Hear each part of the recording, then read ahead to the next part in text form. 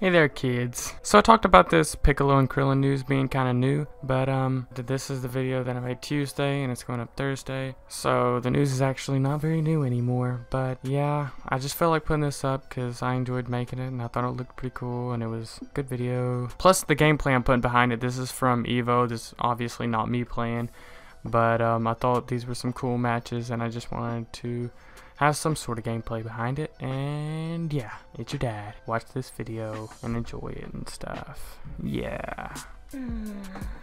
Ooh, yeah.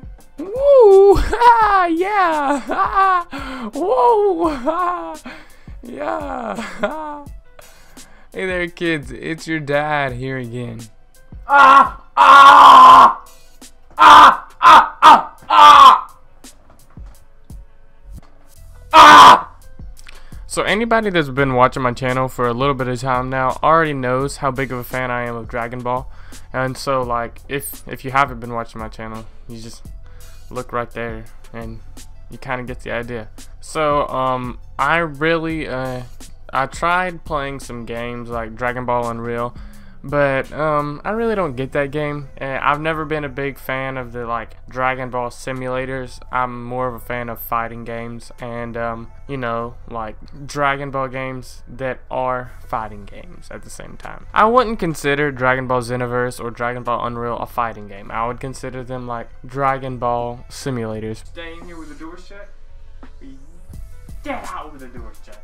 But anyways, so recently we got some good information on Dragon Ball FighterZ, and you know, that's a game that I'm super hyped for right now. So if you haven't been keeping up to date, which I know a lot of you probably aren't, I'm gonna keep you up to date. I just want to talk about the trailer that just came out for Future Trunks, kind of talk about what I thought about it, you know. So first things first, the first thing I noticed that's kind of good is a lot of Future Trunks moves or super moves or something seems to be close range blast, like his easy to use super moves, which is great. I think it's pretty accurate. It just fits him really well and it's kind of something that we needed. All the characters that we've seen before Future Trunks kind of played similarly, excluding Majin Buu. He definitely played a lot different than everybody else, but generally they all kind of had a kind of similar play style. I mean, that's not a bad thing. I don't care. I mean, they had their own styles, but they were kind of the same. And what I see with Future Trunks is a lot of good looking kind of different stuff. I can't really tell yet. He seems to be a very neutral focused character, so, and that's actually the type of characters that I play with the most, because I like to just jump back and use footsies all the time, and I think that is what Future Trunks will be good at. So yeah, pretty great. But something else that I noticed that I kind of wasn't too sure about, they didn't show any sword moves really. I mean, like there was kind of like it looked like his dust attack, I can't remember if it's dust or dusk attack that's on Guilty Gear. I don't know if it's called that on Dragon Ball, but that's what it's called on Guilty Gear. I noticed that attack used a sword, or I think it was that attack, but that's all I really saw. I didn't see much other sword things. What I really think would be a great idea in addition to Future Trunks would be if they added a sort of transformation. I don't want to call it a transformation because I want it to be a limited time thing, and it's like, you know, whatever it's called, like whatever we ended up naming this sword that Trunks used in the Zamasu arc, whatever we ended up calling that thing, if he had that and it was a limited time use and it like maybe used a little bit of the bar at a time, you know what I'm saying? So like you can use it once you get to 4 bars. I don't know. If it was just like had some sort of timer on it, and maybe if it was like all of his sword attacks are launchers or something, or his sword attacks do more damage even, or even if like you hit him with one sword attack and it does like a massive amount of damage and it's only one sword attack. You know, I'm just trying to say I would love it if they implemented that sword ability that Trunks used in the Zamasu arc into the game. Other than that, his moves looked cool. Yeah, I mean, you know, like whatever that thing is, I don't know what it's called, where it's like I don't know what it is, but he did that and that's pretty cool. I can't remember what it was in, but that thing, you know, where he just kind of posed with a sword behind him and then like they exploded. I can't remember what that was from in the Dragon Ball series, but I do remember it somewhere. But truth is, we only saw 49 seconds of gameplay with him, so I mean, it's not like that's all he's gonna have. And anyways, I mean, we're gonna get to see it pretty soon because July 26th is when the beta sign-ups start. You know, it's not like we have to wait too long. And that's basically all I wanted to talk about with the Future Trunks part. Now on to something very recent news. Like, I've not seen anybody cover it yet, but I did see something on Twitter of the 2 other characters that were not supposed to be announced till July 21st, but we saw one of those, I don't know what they're called, little sheets, and it showed both of the characters, and you know, kind of showed some attacks, I guess. Basically the characters are Krillin and Piccolo. And to be honest, Piccolo wasn't very surprising.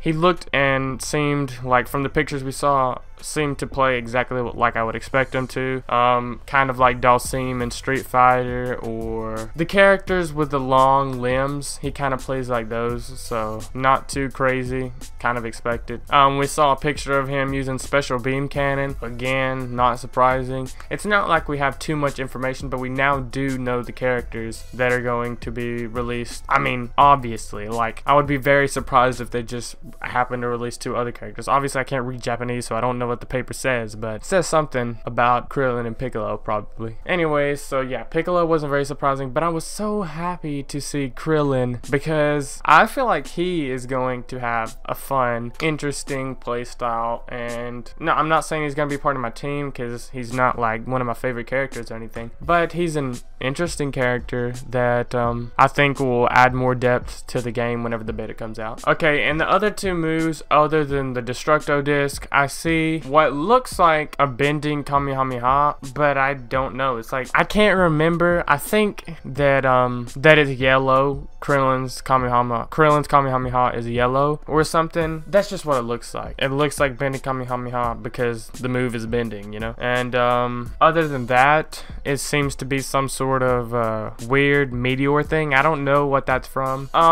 And okay, so you got the moves, the weird meteor thing, and then you have this weird chart thing, and I don't know. I want to like get it like, there's got to be a translator for it. I'm gonna go look for it. Oh, okay, it says it right here. So that chart thing is Krillin. Okay, I guess that means power is 2, speed 3, reach 1, technique 4, energy 4, which makes sense. Krillin, I would assume, has the best techniques out of the characters that have been released so far. I haven't looked at the other characters stuff, but I think Krillin is, since he's not a power-based character in Dragon Ball, he would probably be very high technique based, and you know, his energy matches it, so I guess he's not the highest technique that'll probably be in the game, but he is a good balance between technique and energy, and he'll probably stay that way. And there'll probably be a character that's really great at technique and another one that's really great at energy, but he's kind of a balance between that. And his reach is 1, so that's not surprising. He's short arms, short legs, so it makes sense. Oh, okay, so the translated version of apparently the Japanese in the background is saying Krillin has low power and reach, which we see right there, but can use a variety of technique. He can even use Kamehameha, meaning fighting from a distance should not be a problem, which I assume it would make sense for Krillin to have bending Kamehameha. And also, he should have that solar flare technique. I would be surprised if he didn't, even though they didn't say it in this thing. It would be kind of dumb if they didn't put that in there somehow. It says he can use skills to confuse the enemies, such as the after image technique, which leaves behind an image of Krillin before turning into an attack. So, is that a parry? Is that what that means? Which leaves behind him? No, it's not a parry. I would... Maybe? I don't know. I want a parry. I want a parry on every single character. Like, please. Parries, if you guys don't know, are my favorite things in every fighting game, because I just love it. I love the feeling of like just sitting there and pressing parry every time they attack, so then they just don't want to attack me anymore. It's fun. It's fun. But it's kind of ineffective in a lot of fighting games. Well, that's what people say, but I use them pretty effectively. Yeah. Usually what I do is I use them on wake up, because when people are pressuring me or something. But that's aside the point. We're talking about Krillin. not parries. And he can use Destructo Disc, which is impossible to guard against. And that is great, but I mean, you can still dodge it, right? I mean, I don't know, I haven't done enough research, but is Freezes the same way? Can they be blocked? I don't know.